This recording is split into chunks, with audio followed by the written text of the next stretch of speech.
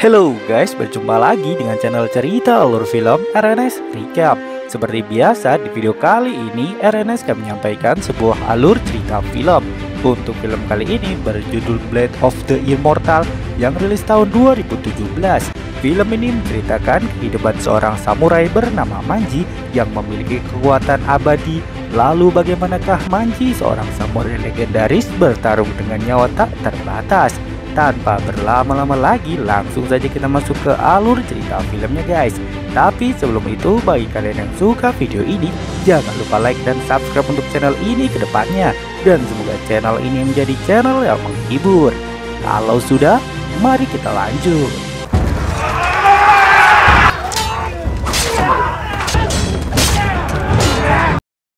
Film dibuka dengan adegan pertarungan di mana seorang samurai bernama Manji sedang berusaha mengincar atasan kerjanya, di mana gara-gara atasannya, Manji harus membunuh seorang anggota kepolisian sesuai perintahnya dengan menuduh polisi tersebut sudah menindas dan memeras rakyat kecil, padahal itu hanya upaya licik atasannya untuk menyingkirkan polisi tersebut.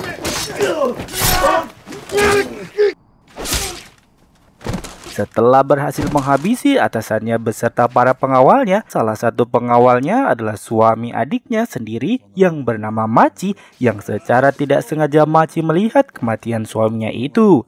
Karena kejadian itu, Machi mengalami depresi berat dan akhirnya gila.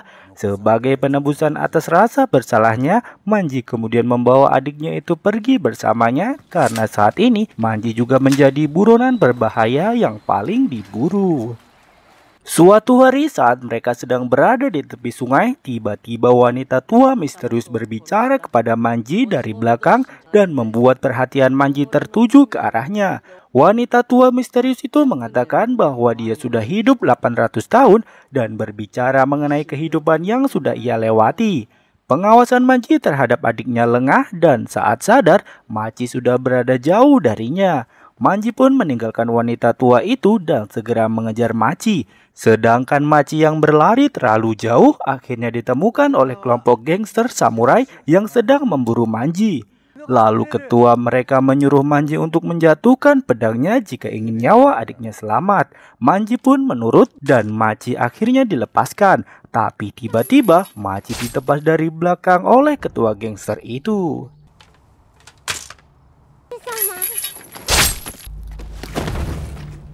Melihat adiknya yang tewas di hadapannya, membuat Manji tidak dapat mengendalikan emosi dan membabi buta untuk dapat membunuh ketua gangster tadi. Manji terus bertarung menghabisi anak buahnya dalam jumlah yang sangat banyak. Pertarungan ini membuat Manji harus kehilangan tangan kirinya serta mata kanannya dan mendapat luka tebasan di bagian wajah.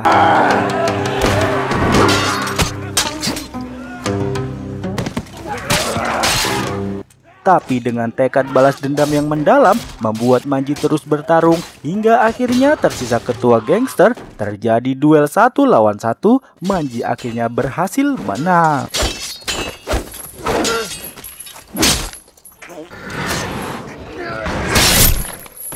Dengan kondisi kritis, Manji pun terjatuh dan dihampiri oleh nenek tua yang tadi dia temui di sungai. Barulah terungkap kalau nenek itu bernama Yaobi Kuni. Orang yang sebentar lagi akan memberikan immortality kepada Manji. Si nenek lalu memasukkan cacing yang disebut cacing darah suci ke dalam tubuh Manji melalui lukanya. Dan seketika luka yang ada di tubuh Manji tertutup dan tangannya juga ikut menyatu.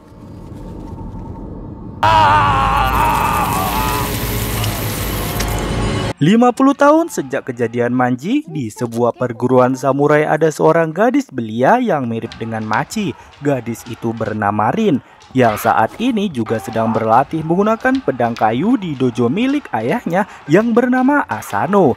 Rin adalah anak sematawayang yang tinggal bersama ayah dan ibunya, dan ayahnya juga merupakan guru besar di dojo tersebut. Suatu malam, dojo milik Asano didatangi oleh sekelompok orang dari perguruan samurai lain. Mereka menyebut perguruan mereka dengan sebutan Itoryu, yang dimana orang bernama Anotsu adalah pemimpin mereka. Anotsu memberikan tawaran kepada Asano untuk bergabung dengan perguruan Itoryu. Tapi Asano menolak tawarannya dan mengajak Anotsu berduel. Dalam duel tersebut, Asano dikalahkan dengan mudah dan pedang miliknya diambil oleh salah satu anak buah Anotsu yang bernama Taito. Mereka pun pergi meninggalkan dojo milik Asano dengan membawa istrinya yang juga ibu Rin. Rin yang menaruh dendam atas kematian ayahnya tidak mau larut dalam kesedihan terlalu lama. Dia pun terus-terusan berlatih untuk dapat menyelamatkan ibunya yang masih hidup. Nenek Yaobe Kune kemudian muncul dari belakang dan menyarankan Rin untuk menemui seorang samurai yang tidak bisa mati yang tak lain adalah Manji. Rin pun mengikuti saran nenek Yaobe Kune dan melakukan perjalanan mencari Manji. Kono Edo no dokoka ni iru.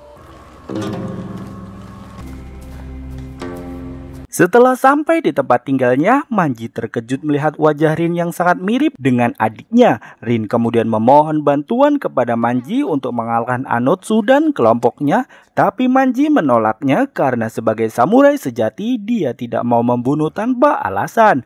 Akhirnya Rin pun pergi dengan membawa kekecewaan, tapi Manji menghentikannya dan akan mengantarnya sampai kota. Mate.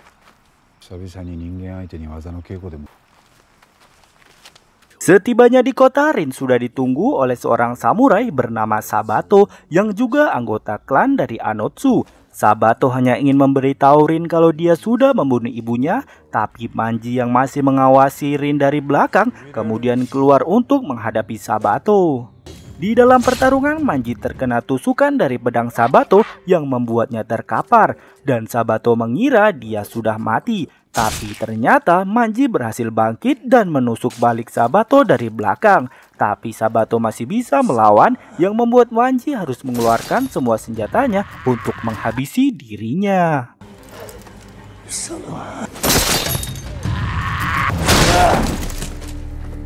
Rin kemudian bersedih atas kematian ibunya dan akhirnya Manji menyetujui untuk membantunya mengalahkan Anotsu karena Manji menjadi merasa bersimpati kepadanya.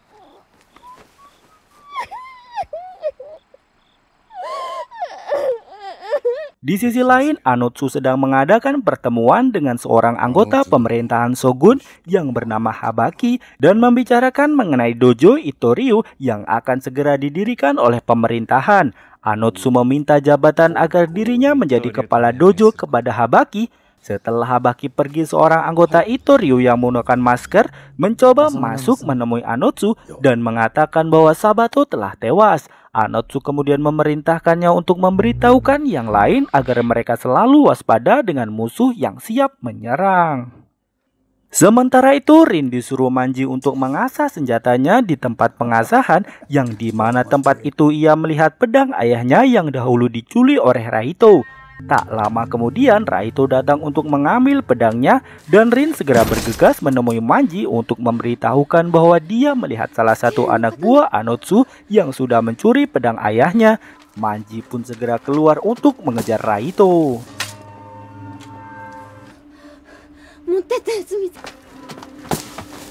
Setibanya di sebuah hutan, Manji melihat seorang pria dengan ciri-ciri yang sama seperti yang Rin katakan dan langsung mengajaknya berduel. Kemudian mengambil inisiatif menyerang dengan kecepatan penuh. Manji pun tidak sempat menghindar yang membuat paha kanannya tertusuk pedang Raito. Raito kemudian kembali melancarkan serangan dan berhasil membuat Manji terjatuh ke dalam lumpur hidup. Setelah itu berniat menghabisi Manji dengan menusuk Manji menggunakan pedang milik ayah Rin. Tusukan itu kemudian dibalas oleh Manji menggunakan senjata lain yang dia miliki. Dan Raito terkejut ternyata Manji bisa meregenerasi lukanya dan kembali pulih. Manji pun lalu meninggalkannya dan membiarkan Raito mati kehabisan darah.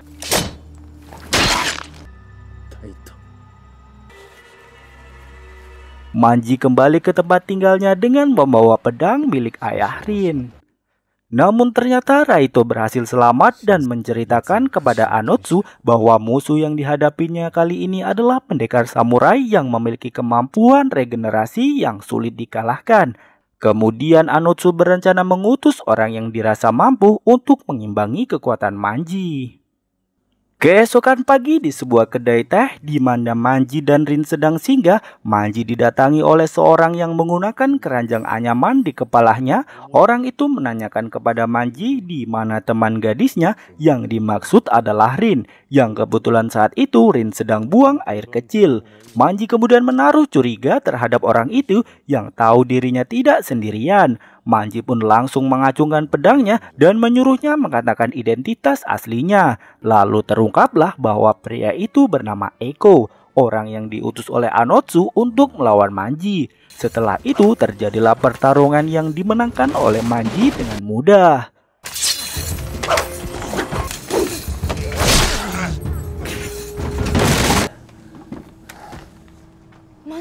Tetapi Manji terkejut melihat Eko yang kemudian bangkit kembali pulih. Manji segera menyadari bahwa Eko juga memiliki kemampuan yang sama dengan dirinya, yaitu tidak bisa mati. Tapi setelah itu Eko memilih tidak melanjutkan pertarungan dan segera pergi.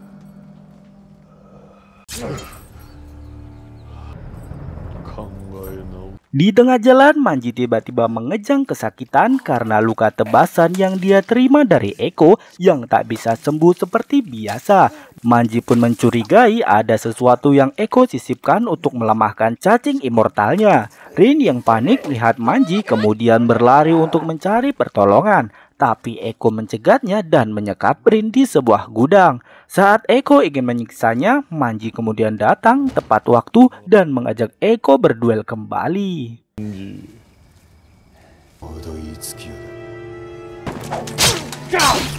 Duel pun terjadi cukup seru di mana keduanya memiliki kemampuan menyembuhkan diri yang membuat mereka sama-sama mengerahkan seluruh kemampuan mereka. Di sela pertarungan, Eko mengolesi pedangnya dengan racun yang Manji duga racun itulah yang menyebabkan cacing dalam tubuhnya melemah. Manji pun lalu lebih waspada dengan serangan Eko. Berikutnya hingga akhirnya dia bisa mengembalikan keadaan dan membuat racun itu mengenai Eko sendiri. Setelah itu Manji pun langsung menghabisi Eko dan bertanya kenapa dia tidak menghindar serangan yang harusnya bisa dihindari. Dan Eko menjawab bahwa dia sengaja melakukannya karena dia sudah lelah dengan hidupnya.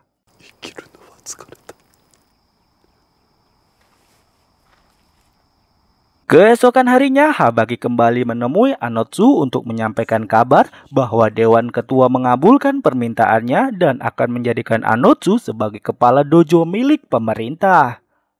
Sementara itu muncul lagi ancaman baru bagi perguruan Itoryu. Sekelompok orang tak dikenal datang untuk menghabisi pendekar Itoryu. Anotsu menduga kalau ini adalah ulah Manji. Anotsu kemudian pergi menemui seorang wanita bernama Maki yang juga seorang geisha dan memintanya untuk menyingkirkan Manji.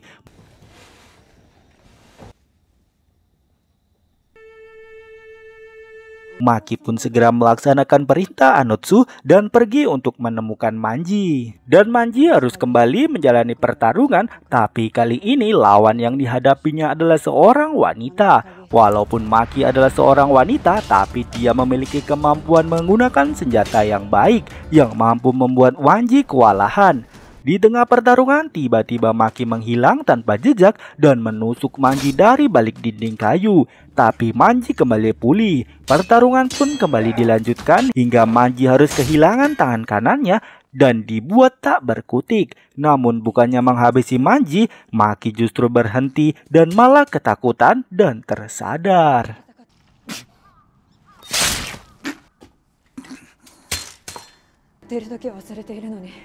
Setelah itu Rin datang untuk melindungi Manji dan Maki malah meneteskan air mata saat melihat Rin. Maki kemudian meminta Manji untuk menjaga Rin. Setelah itu dia pergi. Rin dan Manji kemudian kembali pulang untuk memulihkan luka pertarungan Manji. Kemudian keesokan harinya Rin disuruh berlatih sendiri karena hari ini Manji akan mengunjungi makam adiknya.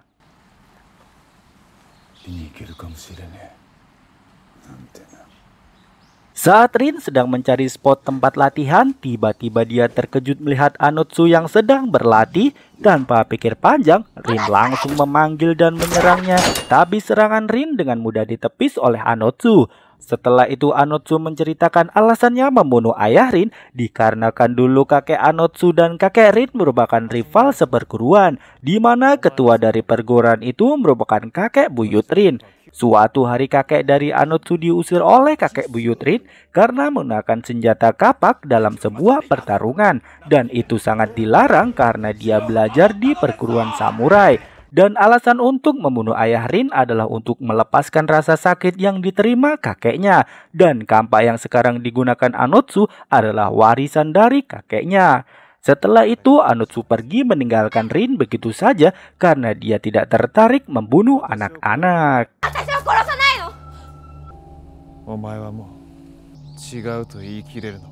Beberapa hari kemudian Manji melihat salah seorang dari anggota Itoryu dan membuntutinya, di mana orang itu juga sadar sedang diincar oleh pendekar yang lainnya yang bernama Shira, yang juga lalu menghabisinya di tempat sepi. Lalu terungkap bahwa Shira dan kelompoknya lah yang telah membunuh para pendekar Itoryu. Shira kemudian mengajak Manji dan Rin untuk berkenalan dengan dua temannya yang lain, yaitu Gizi dan Hyakurin, dan mereka semua berasal dari satu perguruan yang sama, yaitu Muge Airyu. Dan akhirnya Manji menyepakati tawaran mereka untuk beraliansi karena tujuan mereka sama, yaitu sama-sama mengincar Anotsu. Muge Airyu juga sudah lama menyusupkan mata-mata ke dalam perguruan Itoryu untuk memberikan informasi. Dan informasi terbaru yang mereka terima adalah Anotsu akan melakukan perjalanan menuju sebuah dojo yang terletak di atas gunung. Mereka pun mengatur rencana untuk segera menyergap Anotsu di perjalanan. Di tengah perjalanan mereka melihat orang yang membawa senjata milik Anotsu dengan dibungkus kain. Shira segera berlari untuk menumpasnya, ternyata itu adalah sebuah pancingan untuk menjebak mereka. Tak lama dua orang dari perguruan Itoryu muncul dan siap menyerang. Manji kemudian mengetahui tujuan Shira dan teman-temannya memburu Anotsu, yang tak lain hanyalah mengincar uang yang dijanjikan pemerintahan kepada mereka. Manji dan Shira kemudian masing-masing mendapatkan satu lawan bertarung, dan Shira menyelesaikan pertarungan dengan mudah. Sedangkan Manji masih kerepotan karena harus bertarung di tengah cabang-cabang pohon. Setelah mengalahkan musuhnya, Shira menghampiri wanita yang disewa sebagai pancingan tersebut dan menusuk kedua tangannya. Rin kemudian mencoba menghentikannya, namun Shira malah memukulnya dan melanjutkan aksinya.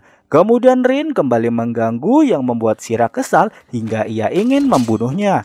Tapi tiba-tiba sebuah senjata berantai memotong tangan Shira, yang ternyata itu adalah senjata yang dilemparkan oleh Manji. Setelah itu Shira pergi dengan masih menyimpan dendam kepada Manji.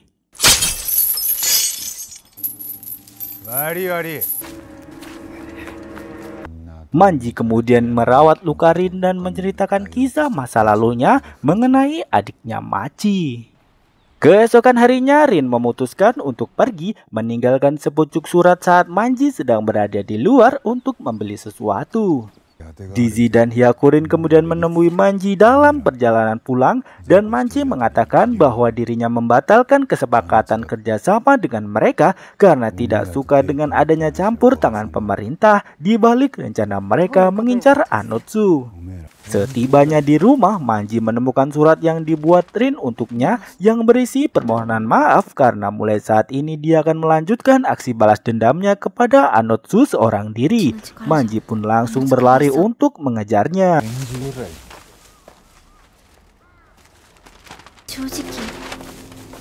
Sementara itu Anotsu sudah sampai di sebuah dojo tujuannya dan langsung menemui ketua mereka. Tapi Anotsu malah mendapat jawaban mengecewakan dari ketua dojo tersebut. Ia mengurungkan niatnya untuk bergabung dengan Itoryu. Setelah itu Anotsu pergi meninggalkan dojo tersebut.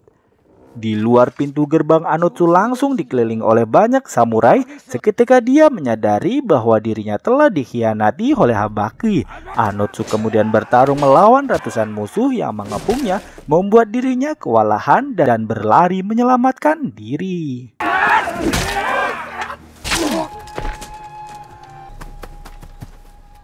Di sisi lain, Habaki mulai melakukan aksinya untuk melenyapkan para pendekar Itoryu dengan cara meracuni mereka semua.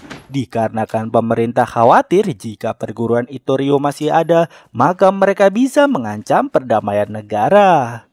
Kembali ke Anotsu yang saat ini melarikan diri, dia bertemu dengan Rin yang tujuannya ingin bertarung dengan Anotsu. Tapi karena Anotsu dalam pelarian, Rin pun ikut berlari mengikutinya.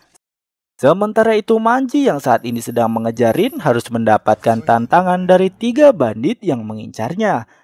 Manji pun bertarung dengan mereka. Pada pertarungan 1 lawan 3 ini, Manji cukup kerepotan dan membuatnya terpaksa memotong tangannya sendiri. Tapi akhirnya Manji berhasil menang dan lanjut mengejar Rin.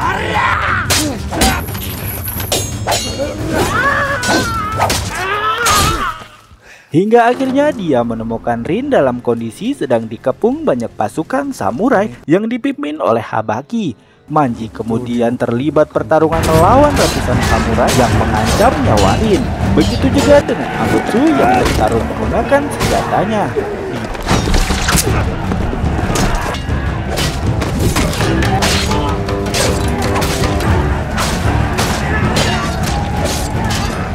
Di tengah pertarungan, Maki muncul dan membantu Anotsu. Rin kemudian mencoba membantu Manji yang terlihat kewalahan dengan melemparkan bilah-bilah pisau. Namun satu pisau menancap di punggung Manji, tetapi Manji menyimpannya. Di tengah kacau pertarungan, Shira muncul dan membawa Rin bersamanya. Manji pun segera mengejar Shira untuk menyelamatkan Rin.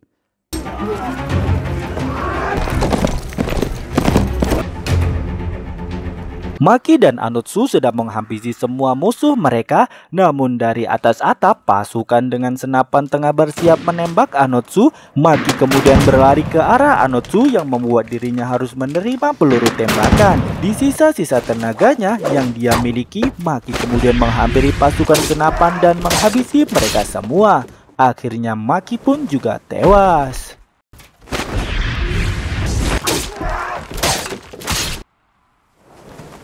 Kini Anotsu hanya tinggal berhadapan dengan Habaki dan bersiap melakukan pertarungan. Kembali ke Manji yang berhasil menemukan lokasi Rin yang sedang diikat Shira. Dan jika ingin menyelamatkan Rin, Manji harus membuang semua senjatanya. Dia pun teringat momen-momen saat menyelamatkan Machi sebelumnya. Tak ingin itu terulang lagi, Manji melempar pisau kecil yang dia sisipkan untuk memotong tali yang mengikat Rin. Saat Shira menoleh dan mengayunkan pedang, Rin sudah tidak ada. Manji kemudian bertarung dengan Shira tanpa menggunakan senjata dan berhasil menjatuhkan Shira ke bawah tebing.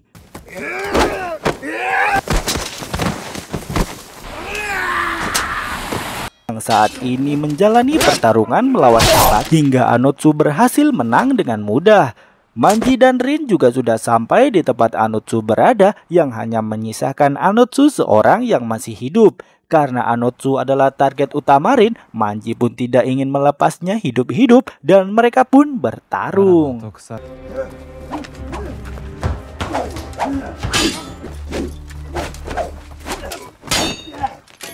Pada pertarungan terakhir ini, Manji berhasil mengalahkan Anotsu dan membiarkannya dalam keadaan sekarat. Kemudian Manji mempersilahkan Rin untuk menghabisinya, namun Rin masih terlihat ragu-ragu dan membuat Anotsu berjalan perlahan pergi. Rin yang sudah mengumpulkan tekad untuk menusuk Anotsu segera mengejar dan Manji yang mempunyai firasat buruk lalu menemaninya. Anotsu kemudian membalikkan badan dan mengayunkan kapaknya. Tapi untungnya Manji ada di samping Rin dan melindunginya. Melihat Manji berkorban, Rin pun tak ragu lagi untuk menusuk Anotsu dan Anotsu akhirnya tewas.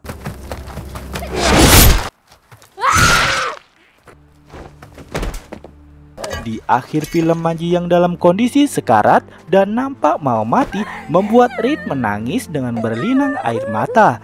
Rin minta maaf karena mengira dia akan kehilangan satu-satunya orang yang dia miliki. Namun akhirnya Manji kembali membuka matanya. Dan film pun tamat.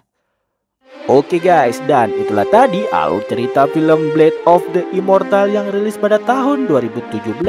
Semoga kalian suka dan tunggu konten-konten kami selanjutnya. Jangan lupa like dan subscribe dan ramaikan kolom komentarnya juga. See ya!